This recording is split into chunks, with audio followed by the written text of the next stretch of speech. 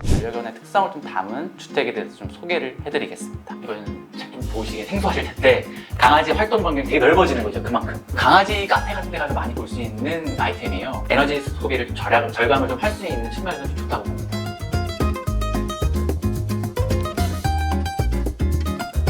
안녕하세요. 네, 안녕하세요. 또 뵙게 됐네요, 건축사님. 네.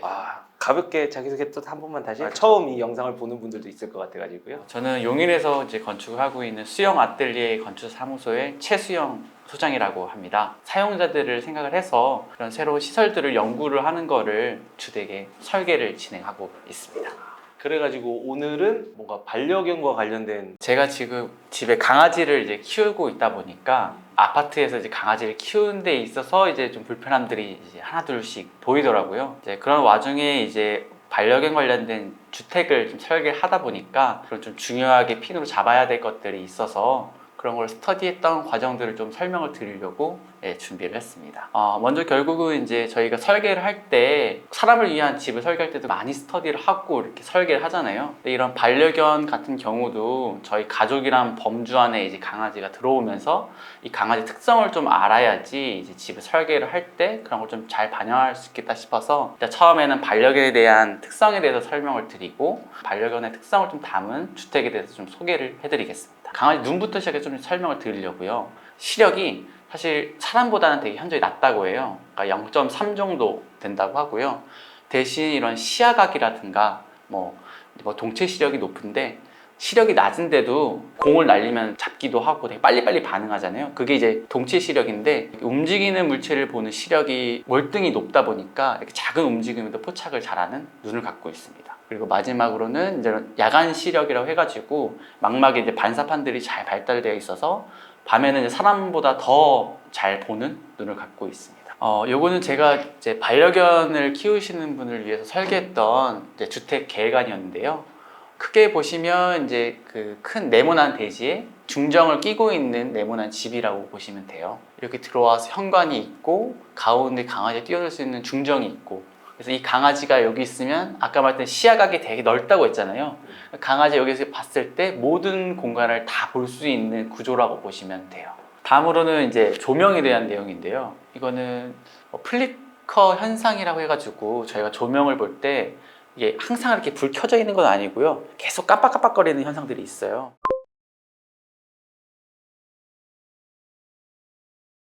근데 이게 강아지가 동체 시력이 되게 높다고 했잖아요. 그렇다 보니까 이 깜빡깜빡거리는 것들이 강아지가 더 먼저 인지를 해요. 그래서 이런 플리커 현상이 없는 거를 해야지 강아지가 그런 동체 시력으로 인해서 깜빡깜빡 현상을 좀 덜 스트레스를 받을 수 있기 때문에 이런 제품을 좀 쓰는 거를 좀 추천을 드리고요. 뭐 사람한테도 이게 그런 영향이 있다고 하니까요. 외국에서는 이런 플리커 프리를 쓰게끔 권장한다고 합니다. 저희가 보통 강아지를 두고 집에 나올 때 이렇게 밤에 외롭지 말라고 이렇게 불을 활짝 켜놓잖아요. 그럼 되려 이게 또 강아지 시력에 되게 안 좋다고 해요. 아까 반사판 이런 걸로 인해서 야간에 시력이 되게 좋다고 했었잖아요. 생각보다 이렇게 불을 다 안 켜고 다녀도 된다. 차라리 꺼놔도 괜찮다. 그냥 하나 정도 조그만 거 켜놓는다든지 그 정도 불빛이면 충분하다고 합니다. 이제 주택에서 이제 이런 반려견이 생활하면 사실 이런 발이 가장 문제가 돼요. 반려견이랑 반려묘가 조금 발이 좀 달라요. 그러니까 생긴 거는 비슷하게 생겼는데 차이가 어떤 건지 좀 보이시나요? 발톱. 네. 고양이는 발톱이 안 지켜요? 네. 개는 발톱이 이렇게 하면 지키고요. 고양이는 이 발톱을 숨길 수가 있는데 강아지는 이제 발톱이 다 드러나는 발이에요. 그렇다 보니까 이 강아지가 집에서 걸었을 때 이 발톱이 계속 맞닿기 때문에 막 미끄러진다고 하잖아요, 강아지들이요. 그런 이유가 이제 이런 발 구조 때문에 차이가 있다고 보시면 돼요. 이런 강아지가 이제 일반 마루나 이런 데서는 발톱이 이제 미끄러지기 때문에 슬개굴 탈구라 해가지고 이게 뼈가 좀 빠지거나 이제 많이 다쳐요. 근데 이런 좀 미끄럼 방지를 하게 된다고 하면 조금은 이제 미끄러짐이 좀 줄어들다 보니까 이런 질병이 좀 줄어들긴 하죠. 일반 만약에 마룻바닥에 하는 거랑 이걸 조금 신경 써서 한다고 하면 가격 차이가 좀 많이 나요? 많이는 나지 않는다고 하더라고요. 2배까지는 아니죠? 네. 한 1점 몇 배 뭐 이렇게? 네. 알겠어요. 그래서 약간 이제 고무 재질 비슷하게 약간 이게 구멍이 나 있다고 그러나 아무튼 약간 코팅이 되어 있는데 단점은 청소가 조금 힘들어진다라고 보시면 돼요. 근데 좀 뭐 반려견을 위한다면 뭐 그런 청소까지는 로봇 청소기 하나 해야겠네요. 반려견 키우면 같이 해서 그냥. 내가 안 하고 계속 돌리게 그냥. 네. 아무도 눌러붙기 전에. 다음으로는 강아지 귀에 대한 이야기들이에요. 그러니까 사람이 이제 2만 헤르츠를 들을 수 있다고 하면 강아지는 그 2배인 4만 5천 헤르츠를 들을 수 있다고 하고, 들을 수 있는 범위가 넓다 보니까 소리에 되게 민감한 편이고요. 소음 같은 것들이 청각이 너무 발달되다 보니까 조그만 소리도 되게 크게 이제 반응을 하는 게 이제 강아지의 귀라고 보시면 돼요. 그러니까 그런 말 나온 게 그거겠네요. 막 귀신 소리 듣는다고 하는 게 그런 데서 그냥 나온 말인가 보네요. 다음으로 이제 강아지에게 가장 이제 스트레스를 주는 요소가 이런 초인종이에요. 아까 말했듯이 청각이 예민하니까. 네, 청각이 예민하니까 밖에서 누가 우편물이 와서 눌렀다라고 하면 그 순간 개가 짖기 시작합니다. 이제 이런 것들을 좀 최소화하기 위해서 초인 등이라는 것들을 이제 사용하게 돼요. 벨소리가 아니라 이제 이런 빛을 통해서 밖에 누가 왔는 거를 이제 인지를 하게끔 도와주는 아이템이라고 보시면 될 것 같고요. 다음으로는 이런 중문이에요. 초인종이랑 비슷하게 중문이라는 공간이 이제 소리를 좀 줄여주는 역할을 한다고 보시면 돼요. 그냥 방음형 중문이라 해가지고 소리를 딱 잡아주는 중문이 있거든요. 외부에서 뭔가 소리들이 현관이 가장 이제 그쪽에서 소리가 가장 많이 새어 나오는데, 이런 중문을 설치하면 그런 소음들이 좀 줄어든다고 보시면 돼요. 그만큼 강아지가 이제 짖는 경우도 좀 줄어든다고 보시면 되는 거죠. 또 어떤 것들을 보면 이런 보통 유리로 많이 하잖아요. 근데 시트 같은 걸 해서 위에는 좀 불투명해 하고 밑에만 투명해 하는 경우들이 있어요. 그게 이제 강아지들이 누가 왔을 때 바로 인지를 해야 되는데, 그때는 이제 유리로 하면 좋죠. 근데 사람이 사는 환경이기 때문에 집이 또 바로 보이는 게 좀 그렇잖아요. 그럴 경우에 위에다 좀 반투명한 시트를 붙여 놓으면 강아지한테도 좋고 사람한테도 좀 사적인 공간이 좀 보호되는 중문으로 쓸 수 있다고 보시면 됩니다. 너무 좋네요. 다음으로는 이제 앞에서는 이제 일반적인 물리적인 내용을 했다고 하면, 이제 사람의 뭐 3대 욕구가 있듯이 강아지에도 그런 욕구가 있거든요. 크게 두 가지인데, 이 자기 방어의 본능과 종족 보존의 욕구가 있어요. 사실 이것 때문에 이제 집에서 반려견들이 짖거나 이제 그런 것들이 문제가 되는 건데요.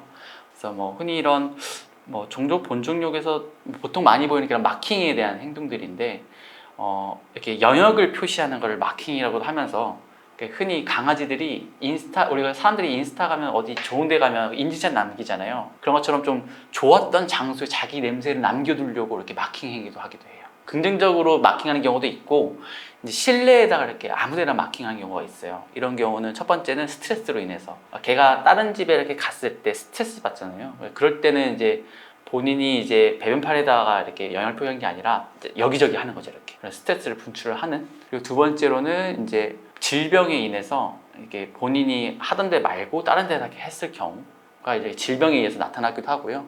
마지막으로는 영역을 위한 표시들이라고 보시면 될 것 같습니다. 그리고 다음은 이제 마킹 방지 벽이에요. 앞에 말했듯이 개들이 이제 벽에다가 마킹을 하는 경우들이 있다고 했었잖아요. 근데 이게 벽지로 되어 있으면 이제 오염됐을 때 뭐 좀 닦더라도 좀 이제 좀 찜찜하니까 아예 그걸 좀 원천적으로 좀 보호하자는 차원에서 이런 마킹 방지 벽이라고 해서 얘기를 하고 있고요. 오른쪽을 보면 뭐 다른 매장에 있는 사진인데, 어느 정도 강아지가 마킹할 수 있는 높이까지는 좀 다른 뭐 오염이 돼도 쉽게 처리할 수 있는 재질들을 하는 편이에요. 이 마킹을 못하게 만드는 게 아니라 마킹을 했을 때 네. 오염이 덜 되는 오염 방지벽인 거예요, 어찌 보면. 네, 맞습니다. 그러니까 이게 사실 집에서는 강아지가 어느 정도 시간이 지나면 본인이 이제 마킹하는 곳이 정해져요. 이런 카페나 일반 좀 다양한 사람들이 오는 시설 같은 경우는 여기저기 할 수 있으니까 이제 그런 공간에서는 좀 많이 이렇게 하는 편이에요. 그래서 애견 카페를 한다든지 애견 관련된 시설들을 한다고 하면 이렇게 벽을 좀 하는 게 좀 추천을 드립니다. 이것도 뭐 한국 비발디 파크에 있는 소노펫이라는 좀 유명한 호텔에 있는 내부 인테리어 사진인데요. 거기도 보면 바닥에서 어느 정도는 이렇게 올라와 있는 걸 볼 수 있어요. 이것도 이제 다수의 애완견들이 오다 보니까 이런 마킹하는 행위들을 좀 방지할 수 있게끔 이렇게 마감 처리한 거라고 보시면 됩니다. 이거는 이제 리드 후크라고 해가지고 강아지 카페 같은 데 가면 많이 볼 수 있는 아이템이에요. 이렇게 후크가 달려 있어서요, 강아지 줄을 이렇게 걸 수 있는 용도라고 보시면 될 것 같습니다. 그러니까 이게 왜 필요하냐면, 집에서 이제 뭔가를 강아지를 데리고 밖에 나왔어요. 입구에 나왔는데 뭘 놓고 왔어. 그럼 이거를 가지러 갈 때 이 강아지를 어디다 둬야 될지 망설여지잖아요. 그때 이제 현관 쪽에다가 강아지를 좀 묶어놓고 바로 집에서 뭐 들고 나오기도 하고, 조금 강아지들의 행동을 조금 이제 제한할 수 있는 방식이라고 보시면 될 것 같아요. 이것도 간단하게 설치할 수 있으니까 필요할 때마다 이렇게 위치에다가 설치도 할 수 있습니다. 그래서 뭐 주차장 같은 경우도 뭐 강아지가 바로 못 들어갈 경우에는 좀 묶어놨다가 차를 빼고 이제 강아지를 넣을 수 있게끔 주차장도 좀 추천을 하는 편이에요. 다음으로는 이제 반려견 샤워실이에요. 이거는 참 좀 보시기엔 생소하실 텐데 이제 강아지를 키우시는 분들이 가장 이제 많이 하는 게 강아지 발 씻기는 거거든요. 그러니까 산책 갔다 오면 이제 개 발에 뭐가 묻을 수 있으니까 이제 그것들을 씻겨야 되는데 보통 집에서 화장실에 조금 거리가 있잖아요. 어떻게 개 이렇게 들고 가는 거 많이 본 것 같아요. 신발 막 벗고 개 여기 이렇게 잡고 네. 화장실까지 이렇게 들고 가서 씻기고. 그럼 이제 이게 조금 덜어지는 그런 게 있기 때문에 이제 계획을 할 때 현관 바로 옆에 따로 이렇게 반려견을 시킬 수 있는 샤워실이 있어서 옆에다 공간을 마련을 했고요. 지금 보면 좀 이렇게 단이 좀 높이 있어요. 그러네요. 왜냐하면 사람이 이제 씻길 때 완전 숙여서 하기에는 좀 불편하다 보니까 어느 정도는 이렇게 높이를 높여서 사람이 좀 씻기기 편하게끔 이렇게 공간을 만드는 이렇게 반려견 샤워실이라고 보시면 될 것 같습니다. 이 샤워실은 뭐 반려견의 크기에 따라 조금 조절해도 되겠네요, 사이즈를. 네, 맞습니다.